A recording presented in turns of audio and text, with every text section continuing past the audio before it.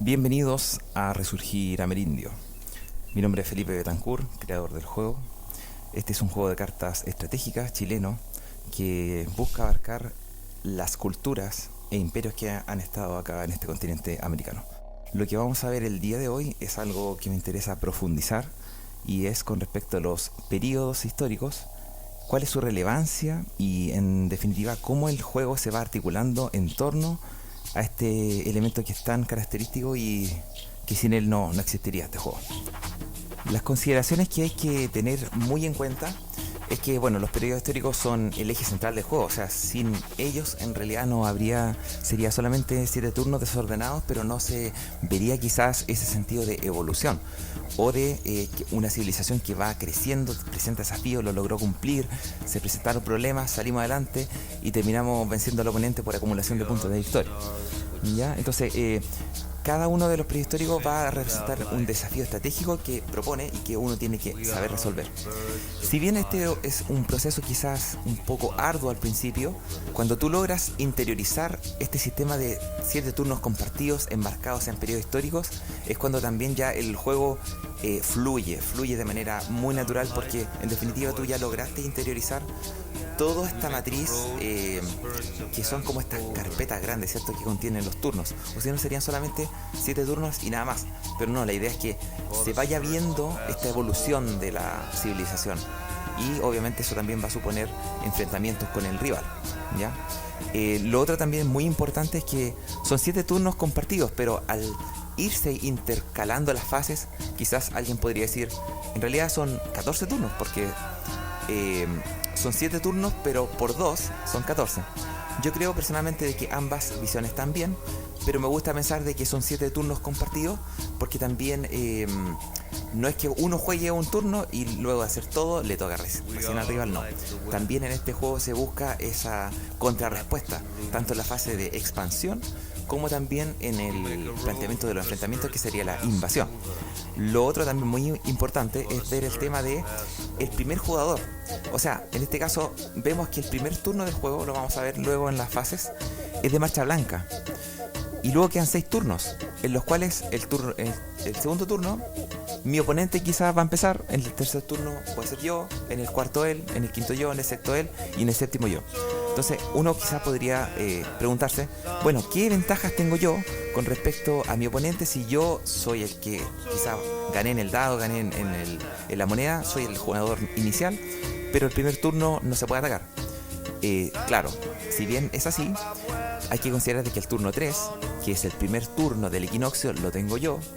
El turno 5, que es el primer turno luego de los efectos destructivos que nos propone el encuentro entre dos mundos, lo juego yo. Y el séptimo turno, que es el último del juego, también lo tengo yo como jugador inicial. Yo voy a ser la persona o el jugador que va a tener la iniciativa bélica. Y que eso es muy importante porque, en definitiva, la iniciativa bélica propone tanto el orden de los enfrentamientos que se dan en la fase de invasión, ¿ya?, como también el orden, la resolución de los efectos. Yo elijo como jugador que tiene la iniciativa bélica y ya a mi oponente solamente le queda una, entre comillas, acción pasiva de posibilidad de contraataque, pero según lo que yo proponga como atacante. O sea, en este caso se ve muy representado de que la defensa en realidad siempre va a ser el mejor ataque, porque yo atacando voy a también controlar un poco la contraofensiva de mi oponente, con quizás tácticas de entorpecer un poco sus jugadas, despistando, distrayendo, sacrificando voluntariamente quizás alguna unidad de fuerza menor por un objetivo mayor, en este caso de que yo evite que la fuerza de una unidad muy grande me pegue de vuelta sacrificando una chiquitita. Esos son puntos también en consideración que son muy importantes, ¿ya?, para poder pasar ahora sí a los periodos históricos. Primero, ¿cuáles son los periodos históricos? Hay 4 en este juego y que regulan el ritmo de la partida. Después vamos a ver y profundizar por qué. En este caso, el primero es el brote precolombino, que es compuesto por los primeros 2 turnos del juego. Luego ya viene, en este caso, el equinoccio, que es cuando se busca que la cultura se haya desarrollado y pueda cumplir su objetivo estratégico por civilización.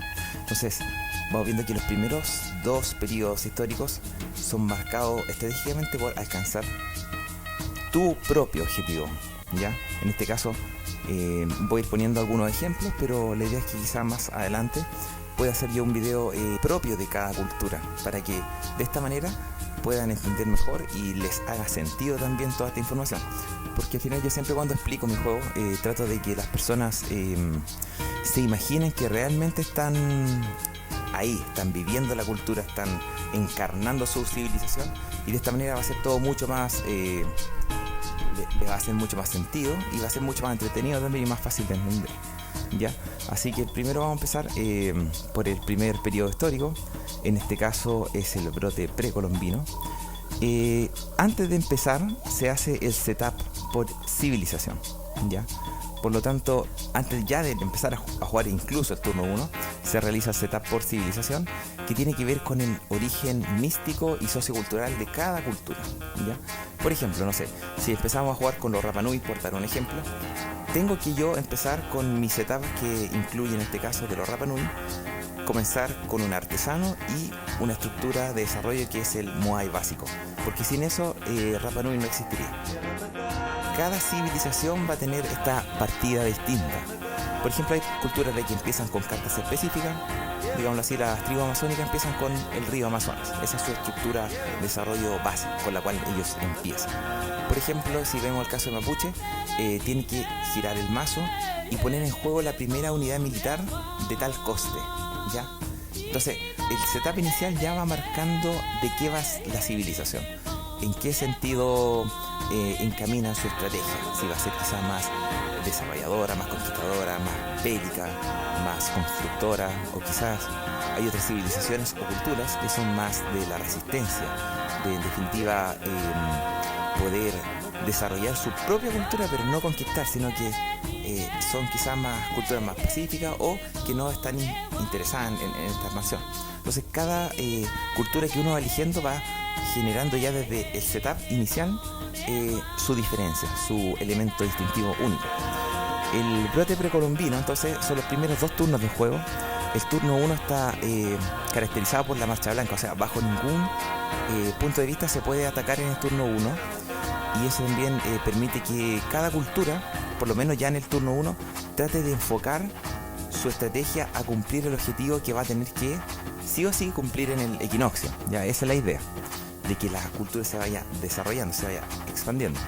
Cuando pasamos ya al equinoccio, en este caso, después del turno 2, viene este periodo de entre periodos, que se caracteriza por este robo de 5 cartas. Entonces, entre el turno 2 y el turno 3, listo, llegó el equinoccio, y este equinoccio viene con este robo de 5 cartas que vienen a poder poblar de nuevo nuestra mano y tengamos más opciones de juego. Esto se repite en todos los periodos históricos. Entre los turnos del periodo anterior y el periodo actual siempre está este robo de 5 cartas, con lo cual también uno tiene que chequear el máximo de cartas en la mano, que son 8, y luego de que ya descarto el excedente, se empieza a jugar ese periodo histórico. El equinoccio tiene como punto culmine de que tú puedas cumplir con tu objetivo de desarrollo específico. Jugar con Mapuche, por ejemplo, el objetivo del equinoccio va a ser el Huaytripantu, que se caracteriza en este caso por cumplir una condición, que es tener 3 estructuras económicas en juego, ¿ya? Esto se puede cumplir en cualquiera de los 2 turnos, en el turno 3 o turno 4 del equinoccio, pero tiene que ser activado dentro de mi turno, ¿ya? Por ejemplo, en la fase de turno tenemos exploración, abundancia, expansión, invasión y renovación. Por lo tanto, en cualquiera de esas fases yo voy a tener la opción de activar mi equinoccio para obtener esta mejora estratégica, pero no es algo automático. Yo la tengo que hacer en mi turno, ¿ya? Pero puede ser en cualquiera de las fases activadas. Ahora, si es que, entre comillas, se me fueron los 2 turnos que comprende el equinoccio, el turno 3 y turno 4, pasó al turno 5 y no lo hice, bueno, se me pasó, no tiene ninguna penalización, pero la verdad tú no pudiste hacer uso de esa ventaja estratégica, ya no tienen nada más que eso. Por lo tanto, el equinoccio, las culturas ya vienen a como cosechar todo lo que han hecho en los turnos anteriores, y siempre viene ese equinoccio, cuando tú lo logras concretar, viene con con un otorgamiento de 5 puntos de victoria. Entonces, eso igual es importante, porque ya me está planteando frente al oponente, en este caso, una diferencia de puntos de victoria importante. Hay muchas culturas también que cumplen su equinoccio al desarrollar o al construir su tercera estructura de desarrollo.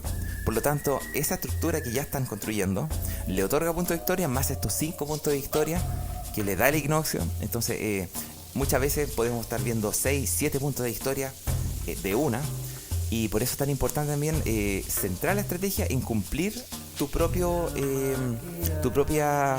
equinoccio, ¿ya? ¿Por qué? Porque te va a dar una ventaja comparativa frente al rival. Si él no la cumple y tú sí la cumples, vas a ver que a largo plazo se va a notar esa diferencia, ¿ya? Luego avanzamos en el encuentro entre dos mundos. Lo mismo. Acá entre el turno 4 y el turno 5, que el turno 5 es el primer turno del encuentro entre dos mundos, vienen en los efectos destructivos, ¿ya? Se llama así porque hay que imaginarnos de que llega el contacto europeo con estas civilizaciones amerindias. Por lo tanto, eso se ve reflejado en el juego, se produce en reseteo, porque estos efectos destructivos, que es lo que nos dicen que tenemos que remover del juego 2 unidades, 2 estructuras económicas y 2 estructuras de desarrollo, cada jugador. Ya, por ejemplo, si imaginemos que yo, no sé, estoy jugando con una civilización, quizá tengo 3 unidades militares y una unidad mística. Quizás voy a preferir quedarme con unidades militares, así que voy a sacrificar y remover una unidad mística y una unidad militar, quedándome con 2. Estos efectos se cumplen en la medida de lo posible. Por ejemplo, si yo solamente tengo quizá una estructura de desarrollo y una estructura económica y tengo que destruir 2, listo, se van las 2 que están en juego y no quedo debiendo nada porque ya destruí lo que podía destruir. O sea, es lo que está en la mesa y se trata de cumplir de 0 a 100%, pero en la medida de lo posible. ¿Se entiende? En este caso, algo muy importante que recalcar es que estos efectos destructivos no se considera una destrucción para efectos de juego. Al igual que la acción de relevar, cuando yo ya tengo la capacidad máxima de cartas por zona, por ejemplo, no sé, mi zona militar ya tiene 5 unidades, o mi zona de apoyo o soporte, voy a tener 2 unidades. Si quiero entrar una nueva, voy a tener que primero relevar y sacar, remover del juego, enviar al inframundo esa carta para poder hacer el cupo y recién intentar jugar la otra carta encima. Lo mismo acá, cuando se remueven estas cartas, no se considera una destrucción para efectos de habilidades o efectos de otras cartas, ¿ya? Entonces eso es muy importante. Y se da justamente en el turno 5, entonces es justo después del equinoccio. O sea, este juego igual está pensado para que tú, por lo menos, los primeros 4 turnos del juego, tú puedas hacer expandir y florecer tu cultura, porque ya en el turno 5 tú sabes que viene esta destrucción masiva en ambos lados del juego, tuyo y de tu oponente, ¿ya?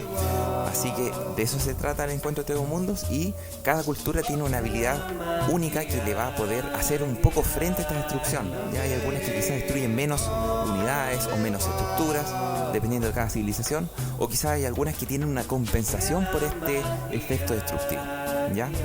Finalmente avanzamos a la sublimación cósmica, el cuarto periodo histórico, el último, y que tiene como lógica de que ya la civilización, luego de que llegaron los españoles, y eso quizás supuso, ¿cierto?, una baja de su cultura, logra repuntar, porque este turno 7 es el último turno del juego, y lo que se busca es que cada jugador pueda plantear sus mejores cartas en juego.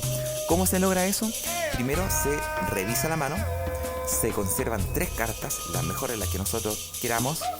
El resto de esas cartas se va a barajar en el mazo. Luego, desde el inframundo y descarte, voy a elegir entre estas 2 zonas de juego, sumadas, 5 cartas que son las mejores que han pasado y que ya se fueron, o se fueron destruidas y fueron a dar al inframundo, o se fueron descartadas por alguna acción de descarte o botar cartas del mazo. Están en esas zonas, elijo 5 entonces y las vuelvo a barajar en el mazo. Ya con este mazo barajado, con mis 3 cartas que yo ya conservé en la mano, robo 5 cartas. Por lo tanto, hay una posibilidad de que, como ya es el séptimo y último turno de juego y quedan pocas cartas en el mazo, sumado a que tú ya barajaste lo mejor de tu mazo de vuelta a él, entonces estas 5 cartas van a ser una posibilidad nueva de volver a jugar esas mejores cartas, ya, para que en definitiva los jugadores lo den todo en este turno, que es el último, y luego se viene la puntuación final. Por lo tanto, Este es el último turno, se desarrolla con normalidad. En este caso el jugador inicial va a plantear el ataque, luego va a esperar la respuesta, igual que todos los demás turnos, a excepción del turno 1, obviamente, que tiene la marcha blanca. Y luego de ese turno, ya de la fase de invasión, de la renovación, listo, se acabó, se hace la puntuación final, que es el recuento de todos los puntos de victoria acumulados por cada jugador, y en este caso cada jugador también saca ese total. Pero el jugador que tenga más cartas en juego recibe una bonificación de 3 puntos de victoria, que puede significar en este caso desempatar. O, por ejemplo, quizás estoy perdiendo por 2 puntos en la contabilización de los puntos de victoria, pero al tener más cartas en juego me dio este bono de más 3 y yo logré vencer a mi rival, ¿ya? Entonces esa es como la explicación un poco rápida, pero que les quede como la esencia de qué es lo que se busca en cada periodo histórico y por qué es tan importante conocerlos, anticiparnos a la jugada. No sé, estoy jugando en el turno 4, sé que en el próximo turno se viene el encuentro entre dos mundos, entonces se van a ir muchas cartas removidas del juego. Tengo que plantear mi juego y mi estrategia en función a ese ritmo del juego, porque cada periodo histórico, como lo acabamos de ver, supone un desafío diferente.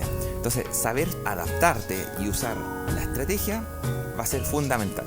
Por ejemplo, estamos quizás en el brote precolombino, el primer periodo histórico. Yo voy a jugar a poder lograr mi equinoccio y en este caso también a entorpecer al rival para que no logre cumplir el suyo, y así en definitiva cuando yo logre concretar mi equinoccio se vea esta diferencia de desarrollo que va a ser aplicada a la estrategia.